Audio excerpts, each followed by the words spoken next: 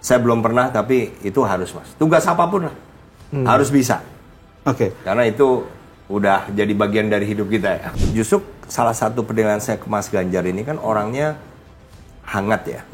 Jadi kalau ketemu orang itu jauh lebih cepat akrab. Oke. Jadi kok saya yakin hutannya sudah nggak ada, sedangkan kebijakan publik itu juga justru dibuat, diambil kan untuk kita mengambil sebuah keuntungan walaupun bidangnya lain. Betul, betul. Nah, sehingga minimal ini harus diperbaiki.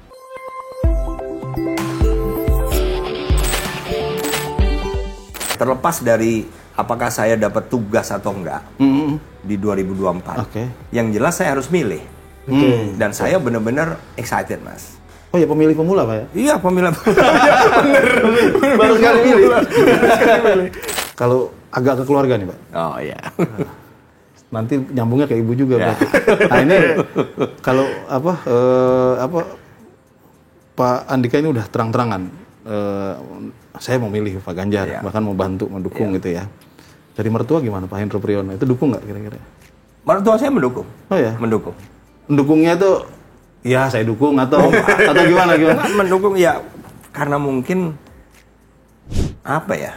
Kan menganggap kita juga dewasa. Dan pertimbangan kita juga nggak yang ngasal lah, Mas. Jadi mertua saya pan dari dulu pasti juga mengamati, yang dari mulai saya sejak kawin, naik perlahan-lahan, pasti kan juga dilihati cara pengambilan keputusan saya. Dan kayaknya sih beliau yakin lah saya mengambil keputusan itu sangat matang lah. Iya. Soalnya kan nggak sembarangan. Terjun ke politik pasti risky lah, Pak ya. Iya, betul. Itu ada apalagi profil seperti Bapak gitu yang dengan ada keluarga, nama besar juga kemudian. Betul, Mas. Berarti sudah solid Pak di keluarga kemungkinan. Oh iya, kalau itu solid. Itu saya pastikan solid. Nah, kalau sejauh ini, tadi Pak Andika bilang kalau ngelihat dari surveinya ini Pak Ganjar walaupun terakhir rebound, tapi kita masih ngelihat kemarin ada dinamika naik turun. Kalau nah ini mumpung Pak Andika juga digosipkan katanya sebagai nanti calon tim pemenangan. Tim pemenangannya. Kira-kira kalau misalnya Pak Andika ngelihat itu sejauh ini apa yang bisa dievaluasi dari tim yang mengkampanyekan Pak Ganjar sejauh ini? Ini kan masih belum official ya. Timnya belum official, tapi sejauh ini menurut Pak Andika apa yang bisa diperbaiki gitu? Ya menurut saya justru dengan kembalinya Mas Ganjar unggul, itu kan kelihatan bahwa dukungan yang tadinya mungkin nggak ke Mas Ganjar, sekarang ke Mas Ganjar. Berarti, karena saya nggak tahu tim kampanyenya Mas Ganjar ya, berarti kan ada segmen yang voters tertentu, nggak tahu di level mana, yang kemudian berhasil direbut. Belakang tergarap gitu. Nah, jadi menurut saya apa yang dilakukan belakangan ini mungkin terus saja. Itu yang kemudian terus dikapitalisasi. Kita lihat kan kayaknya tiap bulan nih Mas ya. Tiap bulan pasti ada survei. Ya kita lihat aja bulan September ini. Gimana hasilnya. Toh kan masih ada waktu sampai Februari, Mas. Iya. Tapi kan kita senengnya emang rame-ramein dulu. Kalau kita sih. Nah, ini Pak, kemudian balik lagi nih soal tadi ke politik praktis, kemudian ini kan bicara soal parpol. Nah, Pak Andika ini sebenarnya bener nggak sih isu yang di luar sana udah masuk ke parpol gitu, Pak? PDI maksudnya di sini. PDI Perjuangan. Jadi kalau resminya nanti ada yang mengumumkan nanti, Mas, bukan saya. Ini kesepakatan, Mas. Kesepakatan bukan saya ngomong, tapi nanti dari partai yang akan mengumumkan lah. Jadi sementara itu belum dilakukan oleh partai ya saya juga belum official ngomong. Belum official. Jangan-jangan udah ada KTA-nya. Belum, Mas. Nah, Pak, kalau sejauh ini misalnya dalam kepentingan Pak Andika terjun ke politik. Pasti Pak Andika udah silaturahmi ke beberapa tempat dong. Sejauh ini ketemu siapa aja Pak yang bisa diceritain, Pak? Kalau ke silaturahmi maksudnya ke tokoh-tokoh politik atau apa gitu, senior-senior politik gitu. Saya malah ada enggak? Iya, enggak. Menarik. Malah enggak, Mas. Iya. Kalau tokoh politik menemui? Ya ada saja, tapi kan bukan tokoh politik yang gimana gitu Mas.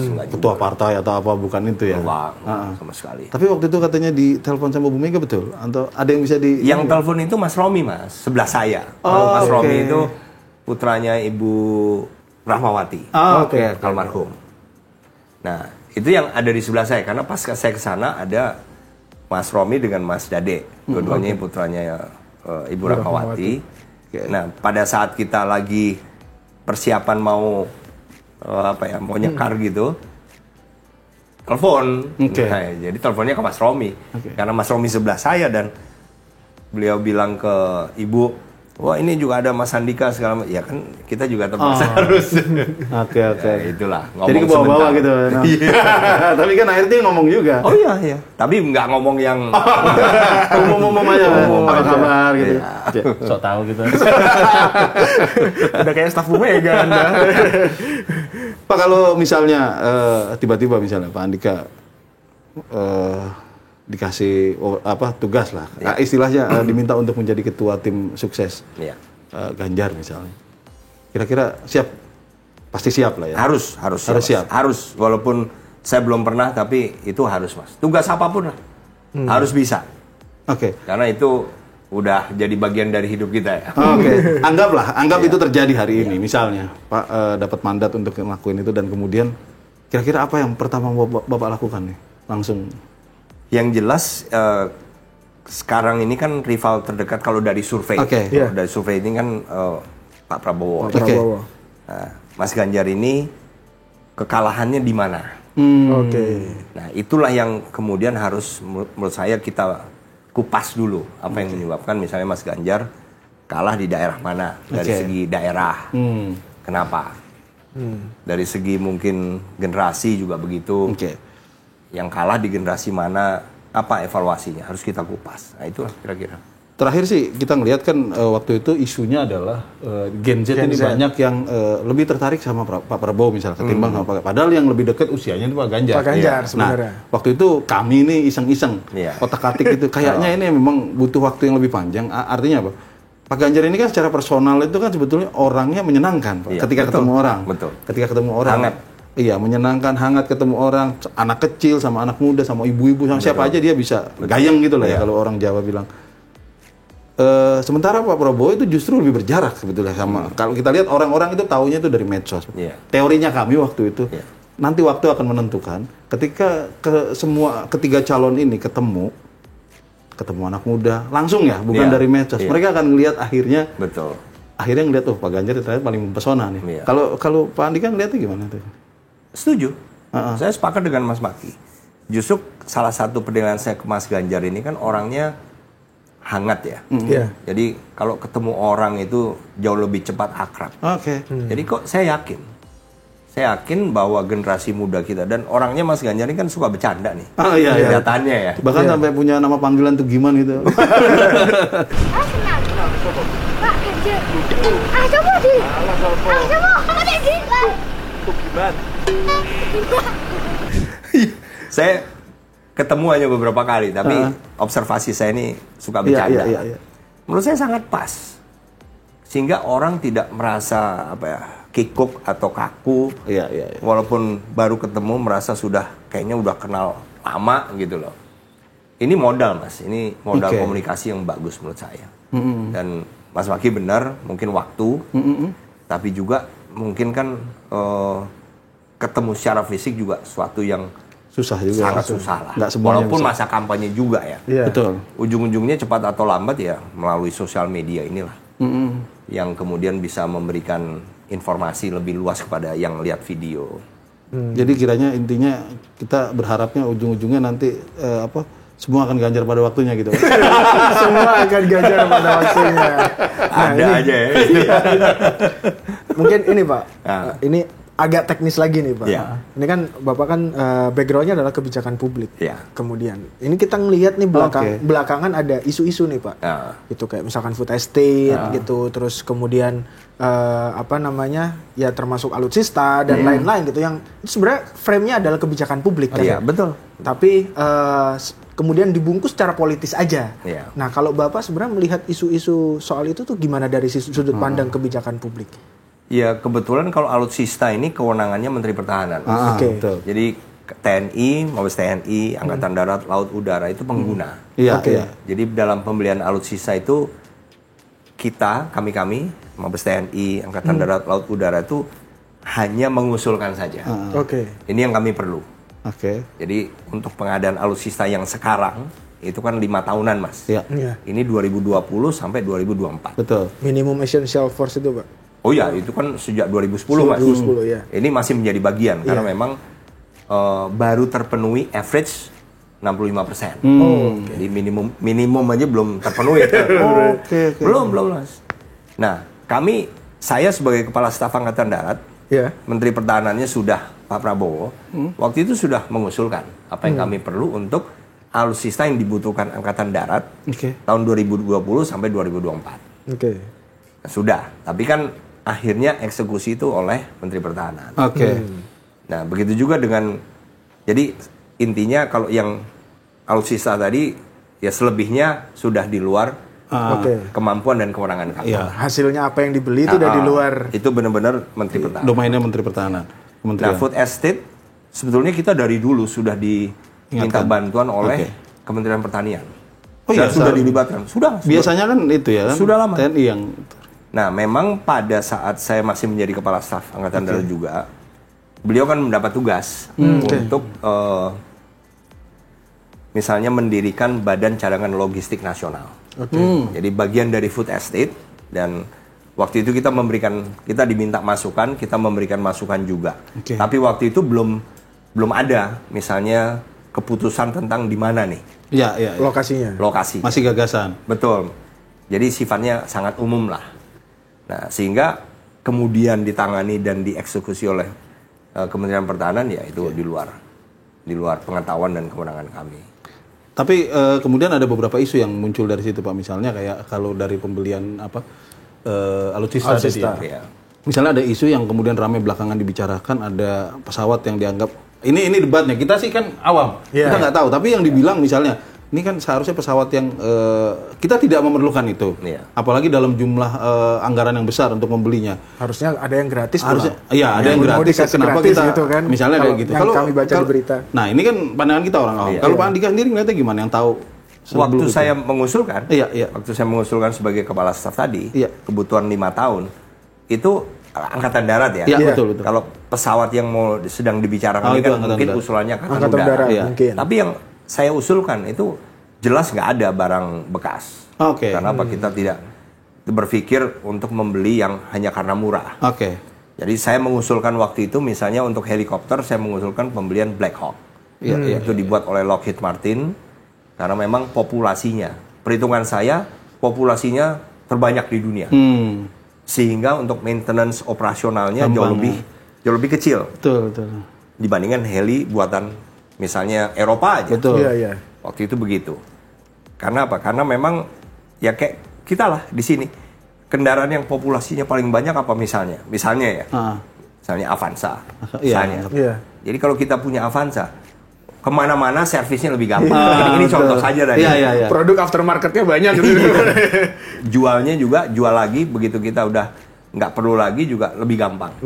Ini juga begitu perhitungan saya. Jadi saya mengusulkan pembelian Black Hawk.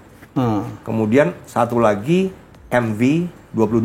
Itu apa, Pak? MV-22? Itu Osprey. Itu heli tapi juga pesawat sayap tetap. Jadi baling-balingnya itu begitu naik turun, take off and landing, dia seperti biasa kayak heli. Tapi 2. Begitu sudah di atas, baling-baling ini yang tadinya menghadap ke bawah, dia menghadap ke belakang. Jadi dorong juga. Jadi kayak pesawat ATR. ATR yang keren. Jadi Mas, kalau kita pesawat heli yang kita punya saat ini, termasuk yang terbesar yang buatan Rusia, itu kalau harus dari Jakarta ke Makassar, pasti harus refuel. Kalau ini yang MV-20 itu dari sini ke Makassar sekaligus saja. Nggak pakai refuel. Untuk menjangkau teritori Indonesia yang luas lebih efektif sebenarnya itu. Lebih efektif karena dia kayak heli, berarti nggak perlu airstrip. Nggak perlu bandara. Bener. Mana aja bisa. Dia mana aja bisa. Di tempat bencana bisa, Mas. Itu perhitungan saya. Tapi kapasitasnya gede, kayak pesawat bersayap tetap. Karena bisa masuk kalau nggak salah sekitar hampir dengan 30 lah. Oke. 40 lah kalau 40 orang. 30 itu dengan ransel segala macam. Tapi kalau nggak baransel, Dia efisien banget Pak ya. Jadi daerah yang nggak bisa dijangkau Hercules itu dijangkau oleh itu nanti kemudian. Oh iya, iya Mas. Feeder-feedernya. Kalau heli kan nggak butuh bandara. Iya. Tapi heli kan yang kita punya tuh Terbatas maksimal 17 orang. Oke. Kapasitasnya terbatas. Kapasitasnya.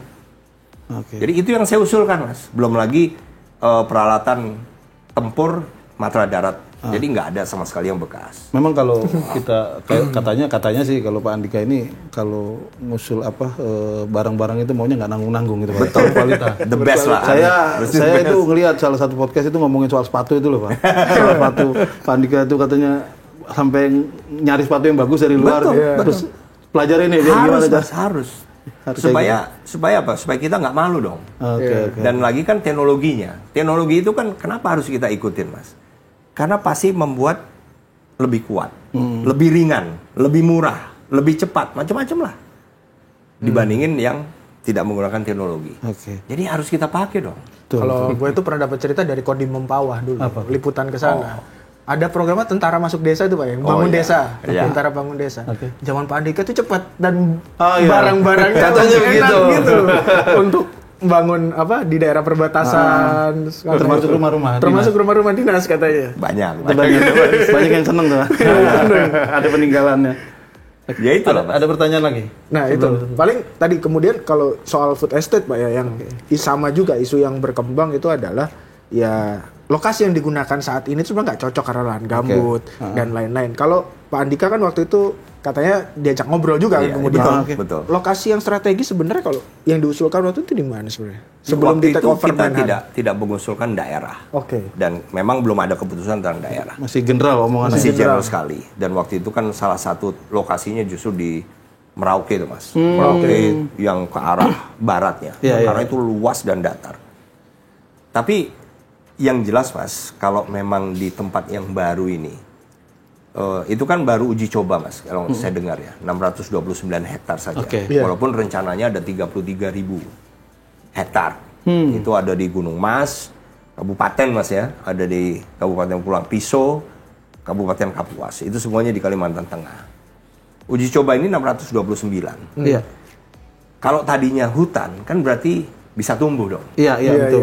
Jadi mungkin ada isu tuh soal kesuburan. Nggak ada kan? Iya, kan kalau hutan ada buktinya. Tanahnya udah pasti humus lah. Iya, humus pasti. Ya mungkin ada kesalahan, mungkin ya. Nah, sehingga apapun itu, karena hutannya sudah nggak ada, sedangkan kebijakan publik itu justru dibuat, diambil kan untuk kita mengambil sebuah keuntungan walaupun bidangnya lain. Betul. Nah, sehingga minimal ini harus diperbaiki. Harus ada perbaikan. Nggak boleh dibiarkan. Nah, repotnya ini kan Pak, ini kan kebijakan publik kita. Artinya bahwa kita berhak dong ngomong soal ini. Tapi repotnya ini kan karena deket-deket sama tahun politik. Akhirnya kemudian semuanya kritik itu dicampur adukan. Sampai kemudian Pak Jokowi harus ngomong sendiri. Artinya sebetulnya kan kita tahu bahwa ketika dikritik yang kita omongin itu adalah bagian yang gagal.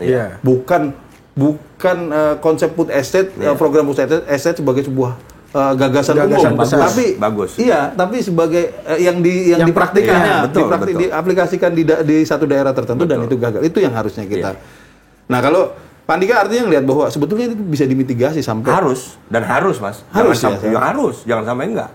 Iya. Karena pasti bisa lah. Harus ada dan harus ada. Harus ada sehingga dalam budgeting tahun 2024 harusnya ada tergambar di situ budget untuk misalnya remedy atau perbaikan yang 629 hektar ini apa.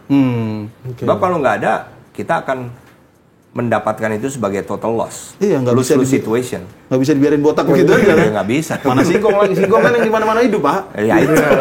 Gitu. Ini artinya sama aja kayak ngecengin Gus Plus bener ya. Kayu dan batu jadi tanaman ini kagak bisa. Ternyata enggak. Kasihan Gus Plus kan. Makanya semoga kita berharap setelah 2024 ini Pak Andika terlibat, jadi bisa ngebenerin itu juga terlibat. Harus lah. Dia eksekutif. Gitu Pak. Sayang. Oke Pak, terima kasih Pak. Terakhir Pak. Oh iya boleh Pak. Kepada teman-teman nih, satu kesan lah terkait Pak Ganjar gitu yang mungkin bisa juga disaksikan. Oh iya, yang pernah interaksi langsung. Ya menurut saya Mas Ganjar tetaplah menjadi diri Mas Ganjar, karena itu yang bagi banyak masyarakat Indonesia menarik dan bahkan percaya. Dan itu yang paling berat. Jadi tetap menjadi diri sendiri, jangan berubah, sehingga pada saat nanti misalnya mandat dari masyarakat Indonesia itu dijatuhkan ke Mas Ganjar untuk memimpin negara kita 2024-2029, benar-benar bisa deliver atau membuktikan bahwa Mas Ganjar memang sesuai harapan masyarakat. Amin. Wah, terima kasih banyak Pak atas waktunya. Semoga nanti ada kesempatan lagi Bapak bisa ngobrol-ngobrol lagi di sini. Kalau dari closing statement-nya sih bukan hanya TKI, cawapres pantes sih. Tadi cerita-cerita globalnya juga. Cerita globalnya juga benar ya. Oke. Makasih Pak. Sampai jumpa lagi.